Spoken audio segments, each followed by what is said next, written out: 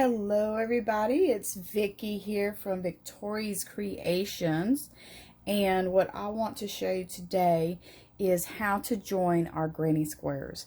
Now if you remember in our last video we made some cute little granny squares. I made 3 of them and they're just the small ones, 3 rounds.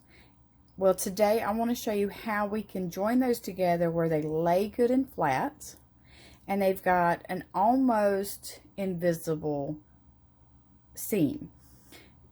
As you can tell, I used a color that does not match either one of my squares, any of my squares. When you're doing these for a project, you want to use a color that is either the same as one of the 2 colors that you're joining. If let's say you're using the same colors I am and you've got blue that's going to be on both sides, on one side of each, then you could use a blue to go around, the same color blue. The reason you do this is, as you can see, if you kind of stretch that a little bit, you can see the pink yarn. Well, and let's face it, when we have our blankets, we're always pulling and tugging. When it's the same color, it still gives it that seamless look. And it lays beautifully flat on both sides, which is always nice. See that? Let's move that out of the way so you can really see. Beautifully flat. Now there are a countless ways of joining your squares. I particularly like any way that will lay my work down flat.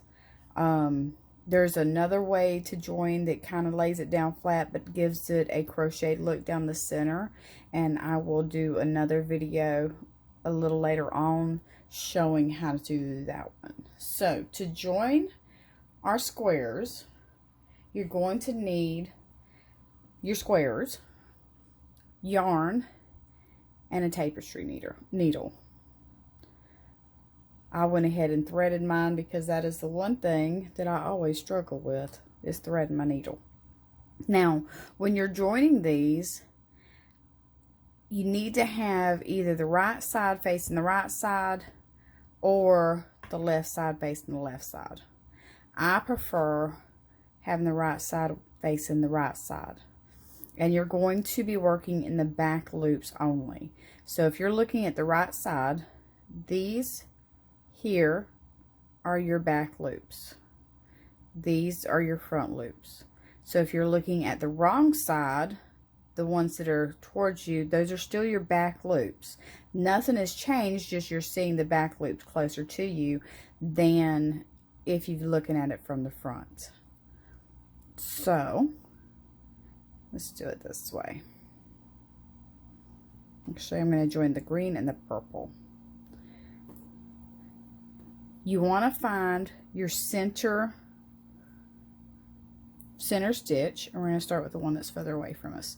So you all know I love looking at the back little loops when I do everything. That helps. And you can see 1, 2, 3. So this one would be the center one. So I want to go one over from that. So I'm going to go in through the back loop.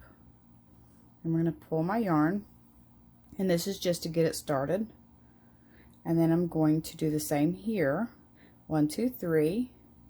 So I'm going to put through this way. And pull it too. So that when you pull it, it's going to meet together. Now, you're going to go through the back loop. And you're not going through both. You're just going through the one. And then you're going to go through the back loop here. You're definitely going to get a little workout with your arms because you're pulling that yarn through.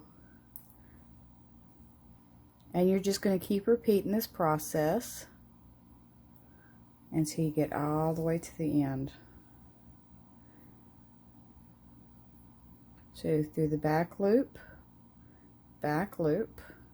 and you want to try to keep them, your stitches lined up especially if you're using granny squares that have the exact amount of stitches.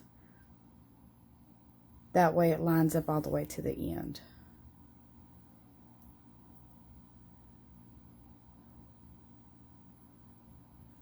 And you just keep going.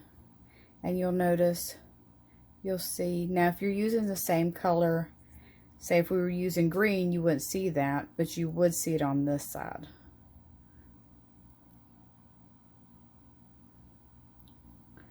Just working through the back loops only. Like I said, there are so many different ways to do these. If you're looking for a way that's not going to take up a lot of time, will leave your project laying flat, this is definitely a good way to do it. The other way that I like to do it, where it has the, I was telling you, it has the stitch look, the crocheted look in the center, is it does lay it flat, but is not quick. Not even close to quick.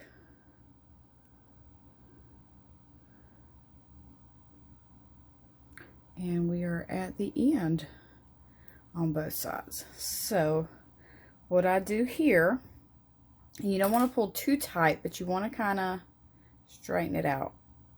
And then you just lay it flat. I like to leave ends, maybe because it's just something my grandmother used to do, and just something I grew up doing with her, so that when you add pieces here, you can take the two end pieces and kind of tie them to give it that little bit more secure in the corner pieces, in all the corner pieces. And I found that I really like doing that. And that is how you join your granny squares and keep it on flat, so that they don't look bunched up.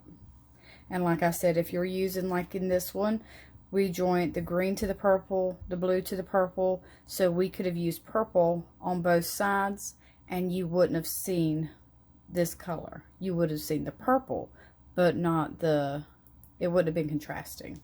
It would have worked out pretty good. I hope you enjoyed this video, and I hope it helped you to be able to join your granny squares. Have a blessed day.